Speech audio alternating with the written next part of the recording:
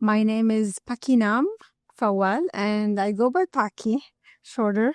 I wrote a chapter in the book When the Universe Said Hello Back.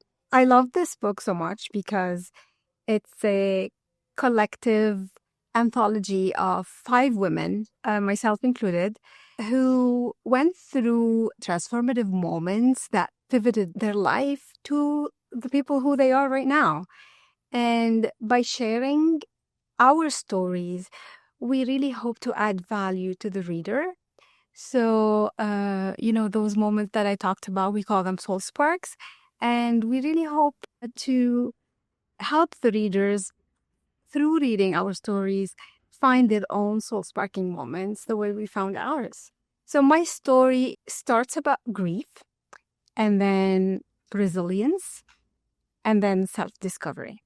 So started by talking about the day that I lost my husband, when I really felt life stopped. But then I start talking about the journey of healing, allowing yourself to grieve, and start being aware of the feelings that you have, the situation that you're in, that you were forced to be in, and what is it that I can do that serves me and the people I love. You discover yourself. That's the self-discovery.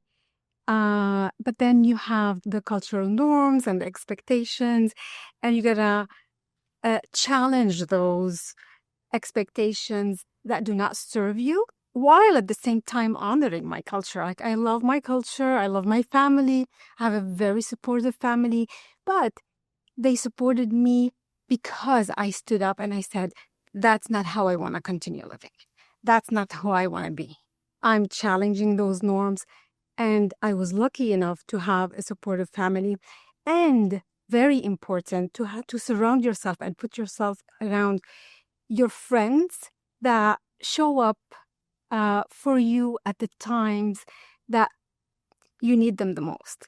There were friends who I wasn't particularly very close to at the time. However, they showed up beautifully, and I started seeing, oh my God, look at those golden hearts. I call them golden hearts in my book.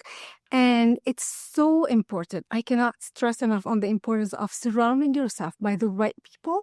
You're so lucky to have those people. And those are the ones who lift you up. At the same time, they hold you accountable and they don't judge you. And that's what we want. And it's a journey. There's no destination. It's just being a better version of yourself today than you were yesterday. And it keeps going. The idea of Golden Heart really started by, I heard a story about, from years ago, ancient, there was a golden Buddha statue, and there was an invasion. The people who have the Buddha, so for the invaders not to steal, it's so precious. It's pure gold, and it's so heavy. So they covered it with clay, layers and layers of clay. And years have passed, and then it started deteriorating, and a little shine started coming out of that something. They didn't know what it was. And then they started, taking off the clay, and it's that golden Buddha. So the golden hearts are what's inside you. Start peeling those layers that are not you. Sometimes they're just getting forced, and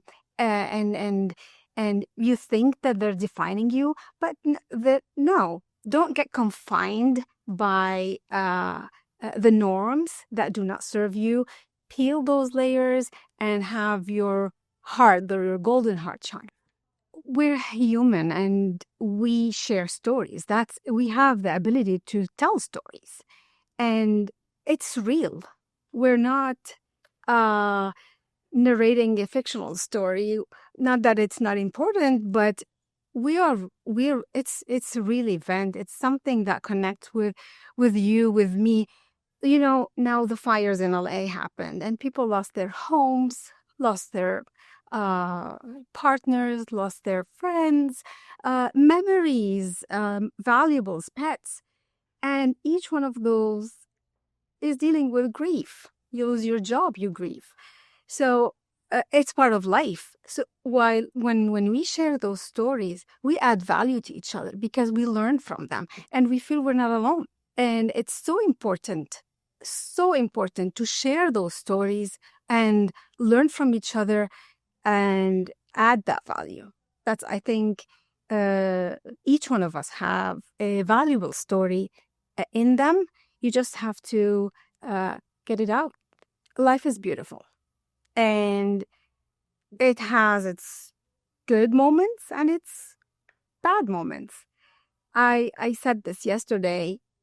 Cherish every happy moment to its fullest and learn from those other moments to improve and grow and change. Embrace every aspect of life, whatever it is. I cannot stress enough on the importance of self-care, specifically for, in my experience as a parent, as a mom, specifically women, we tend to ignore ourselves or not to take care of self because we think it might be selfish. But taking care of self isn't selfish.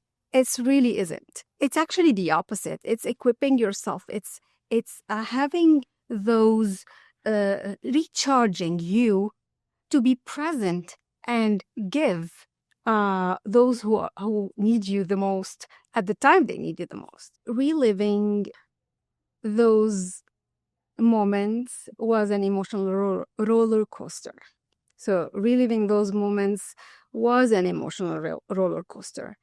And it felt at time like I am opening wounds that I thought had healed. I did allow myself to grieve again, but this time it was different. It was with a sense of purpose. Writing gave me that space to deeply grasp those emotions and change them and transform them to something empowering. There were tears, but there was also gratitude. Gratitude to the resilience I discovered in myself and to the life I've built since. I aim to challenge cultural expectations. I invite the readers to reflect and think. Social expectations at times do not serve you and they confine you, that you feel that they're limiting you. Stand up and challenge those beliefs because it's not true. You decide. So first you start being aware and then you decide, what do I want to do? And then you start doing them. Micro steps, little by little. And it's really a domino effect. It starts small and then you feel all of a sudden that, wow, look at what I've done and I can change that. And it's good. It's okay. That serves me. That's what works good for me at this moment, at this situation, and those around me. And that's okay.